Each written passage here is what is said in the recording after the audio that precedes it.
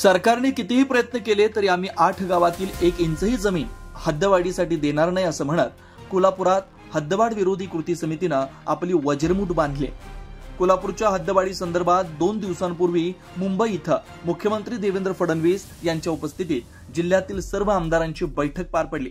या बैठकीत शहरालगतच्या 20 गावांपैकी 8 गावं हद्दवाढीमध्ये घेण्याची प्रक्रिया सुरू करण्यास परवानगी देण्यात आली आहे।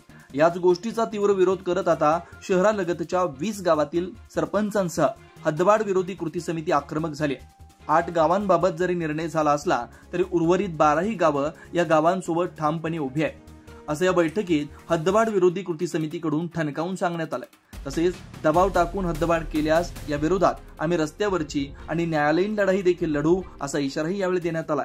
आता आमचं एकमत वज्रमूठ म्हणून आमची 20 गावची पहिल्यापासून आहे, आता पण आहे, इथून पुढे पण राहणार। यासाठी रस्त्या उतरायला लागलं तर रस्त्या उतरणार आणि न्यायालयापर्यंत पोचायला लागलं तर अगदी शेवटच्या न्यायालयापर्यंत आम्ही सगळे मिळून त्या ठिकाणी लढा उभा करणार। लोकप्रतिनिधी तर आमच्या बरोबरच आहेत। लोकप्रतिनिधींची आमची दररोज दिवसातनं एक वेळ कॉन्टॅक्ट आमचं त्यांचं आहे। आम्ही सगळे सरपंच चंद्रदीप नरके साहेब, अमोल माडिक साहेब यांच्या 100% कॉन्टॅक्ट मध्ये आहे आणि त्यांनी नरके साहेबांनी तर तुम्हाला डायरेक्ट सांगितलंयच, अमोल माडिक साहेबांनी सुद्धा सांगितलंय की प्राधिकरण सक्षम करण्यासाठी माझे प्रयत्न चालू आहेत। तशी पत्र आम्ही मुख्यमंत्री आणि उपमुख्यमंत्र्यांना आम्ही दिलेले आहेत। राजेश क्षीरसागरांच्या बरोबर चर्चा आमची झालेली नाही।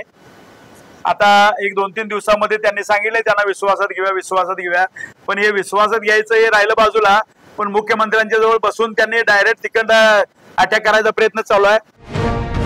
अशाच ताज्या अपडेटसाठी महासत्ता न्यूजला सबस्क्राइब करा।